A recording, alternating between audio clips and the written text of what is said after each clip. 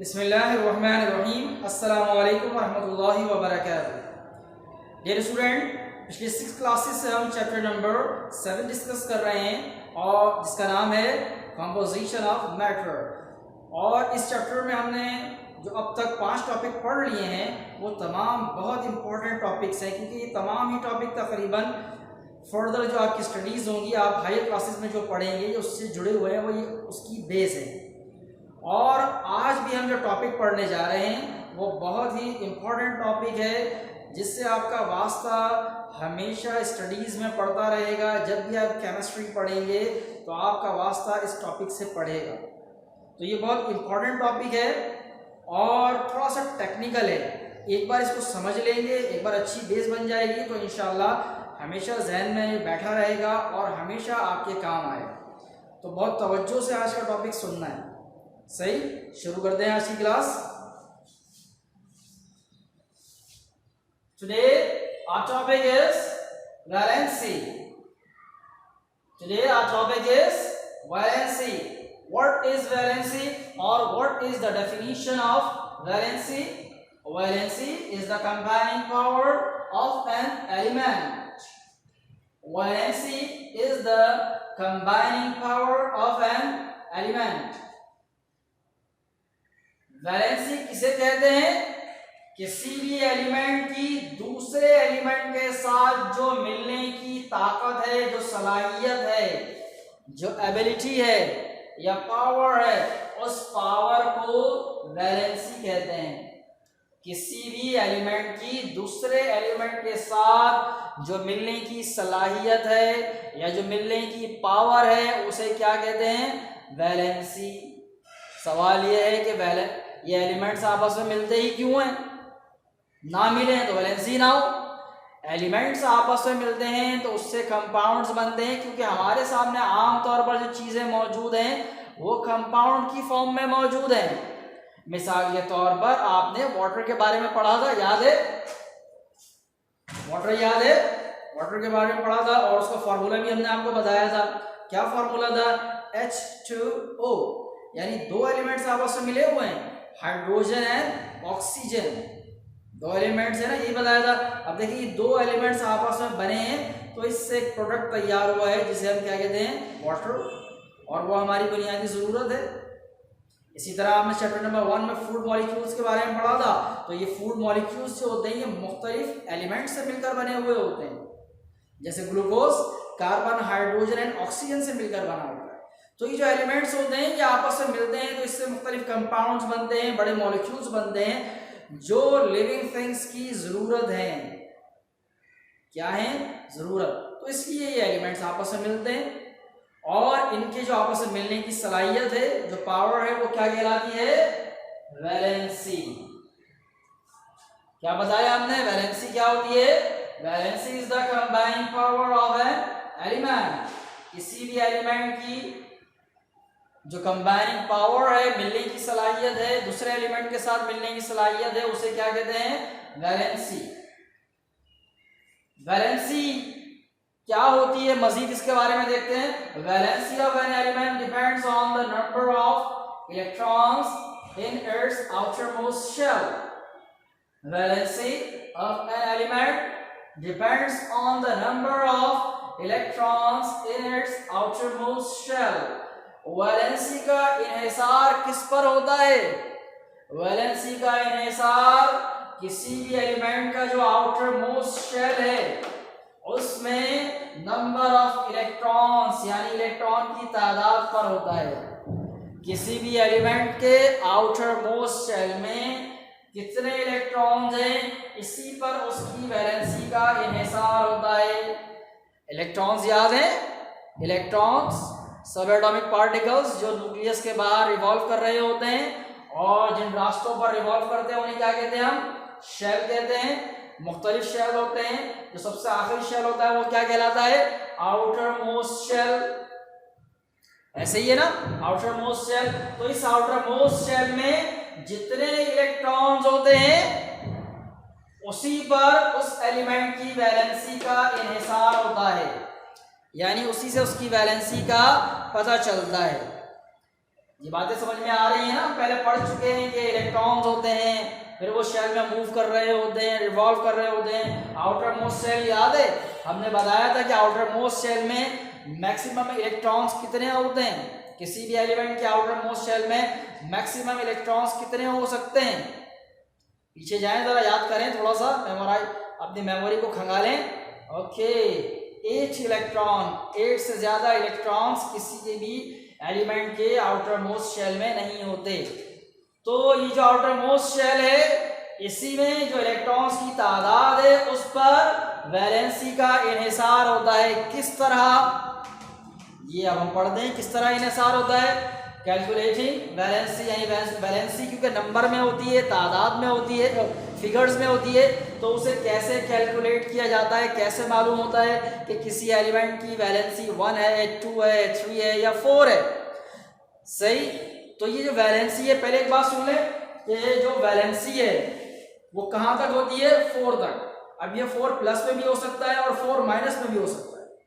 +1, +2, +3 and +4, और फिर उसके बाद -1, -2, -3 एंड -4। बस यही फिगर्स होते हैं, सही। इसके अलावा फिगर्स नहीं होते।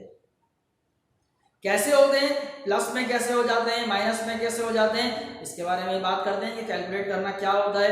कैसे वैलेंसी के बारे में पता चलता है कि किसी की वैलेंसी 1 है, कैसे पता चल जाता है कि किसी की वैलेंसी 2, 3 या 4 है, और कैसे पता चलता है कि ये माइनस में है या प्लस में है। सही। चलें तो बात करते हैं calculating valency. If an element has 4 और less than 4 electron, if an element has 4 or less than 4 electrons in its outermost shell, then the valency is same as the number of electron. अगर किसी element के outermost shell में 4 electron है या इससे कम है, 1 से लेके 4 तक इलेक्ट्रॉन्स हैं, या 4 है या 4 से कम है, 1, 2, 3, 4 कुछ भी हो सकता है। तो अगर 1 से लेकर 4 तक है, तो जो इन इलेक्ट्रॉन्स की तादाद है आउटर मोस्ट शेल में, जो इलेक्ट्रॉन की तादाद है वही उसकी वैलेंसी होती है। क्या बताया मैंने? किसी भी एलिमेंट में अगर आउटर मोस्ट शेल में, और हाईलाइट कर दो इसको, क्या कहा मैंने? किसी भी एलिमेंट में आउटर मोस्ट शेल में अगर इलेक्ट्रॉन्स की तादाद ये है, 4 है या 4 से कम है, सही, तो उसकी वैलेंसी वही होगी जो इलेक्ट्रॉन्स की तादाद है, यानी आउटर मोस्ट शेल में जो इलेक्ट्रॉन्स की तादाद है। मिसाल के तौर पर किसी एलिमेंट के आउटर मोस्ट शेल में 1 इलेक्ट्रॉन है तो उसकी वैलेंसी 1 होगी।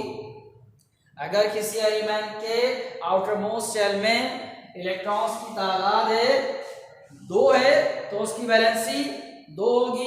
अगर 3 है तो 3 होगी, और 4 है तो 4 होगी। और ये जो 1 से लेकर 4 तक है ये हमेशा पॉजिटिव होगा, प्लस में। बात समझ आ गई? पॉजिटिव कैसे होता है, प्लस कैसे होता है? तादाद 1 से लेकर 4 तक हो तो ये हमेशा प्लस में काउंट की जाती है, सही, और यही वैलेंसी होती है। अब बात करते हैं कि माइनस कैसे हो जाती है।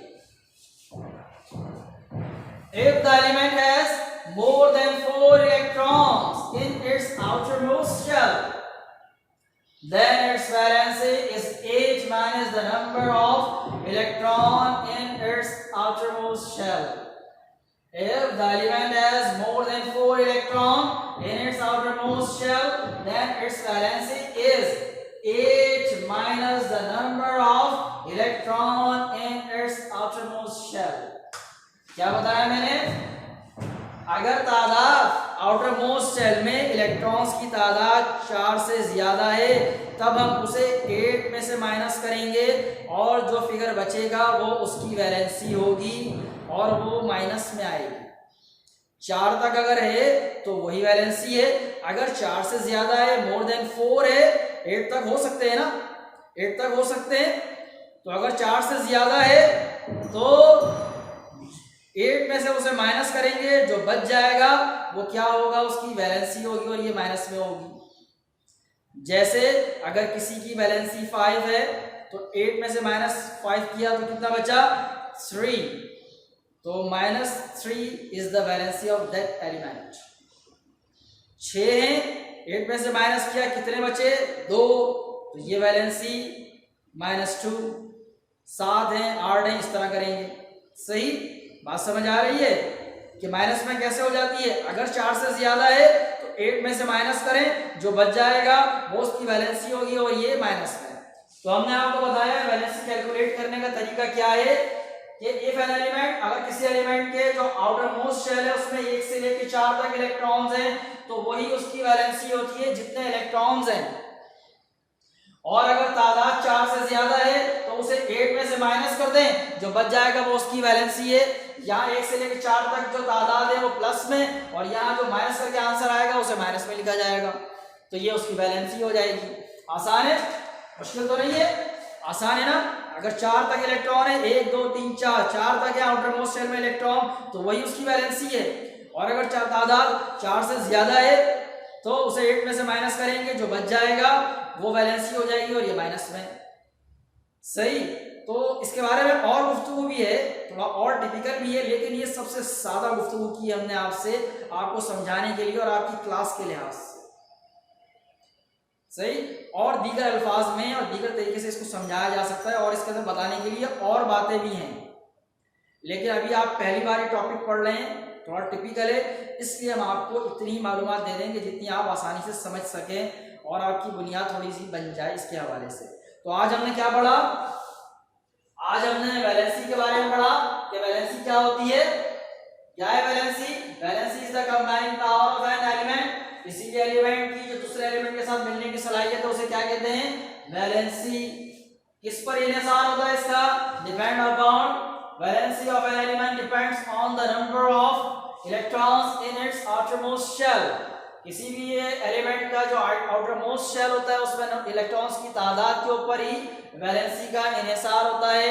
फिर हमने बताया कि वैलेंसी को किस तरह कैलकुलेट करना है। आउटर मोस्ट शेल में इलेक्ट्रॉन्स की तादाद को देख लें, अगर 4 तक है तो वही उसकी वैलेंसी हो जाएगी, जो भी नंबर हो 1 2 3 4, और अगर 4 से ज्यादा है तो उसे 8 में से माइनस करते हैं और जो तादाद आएगी उसे माइनस में लिखा जाएगा। सही, जैसे 6 है तो आपने 8 में से माइनस किया तो 2 बच गए तो -2। ओके, तो वैलेंसी समझ में आ गई। अब बारी है आज के होमवर्क की, आपको क्या करना है। सबसे पहली और बुनियादी चीज कि पहले तो आप वीडियो को कम से कम कितनी मरतबा देखेंगे? 2 मरतबा मुकम्मल देखेंगे, फॉरवर्ड कर करके नहीं देखना है, मुकम्मल देखना है। सही, देख लिया, देख लेंगे तो जो काम बता रहा हूँ खुद याद हो जाएगा। 2 मरतबा देख लिया तो चलिए अब काम और भी बता देता हूँ। काम क्या है? आपको डेफिनेशन याद करनी है, वैलेंसी की डेफिनेशन। उसके बाद वैलेंसी का इन्हिसार किस पर होता है, ये पॉइंट आपको याद करना है। आज सारी ये गुफ्तगू हुई है ना। और वैलेंसी प्लस में या माइनस में किस तरह कैलकुलेट की जाती है वो हमने आपको बताया। सही, तो आज के लिए इतना ही बस। सही, और मजीद इसके बारे में हम नहीं बता रहे, आज के लिए इतना ही। मैंने क्या कहा कि 2 बार वीडियो देखेंगे विदाउट एनी फॉरवर्ड किए बगैर, तवज्जो से। सही, तो इंशाल्लाह अगली क्लास में मजीद गुफ्तगू करेंगे। तब तक के लिए अस्सलामु अलैकुम व रहमतुल्लाहि व बरकातुहू। अल्लाह हाफिज़।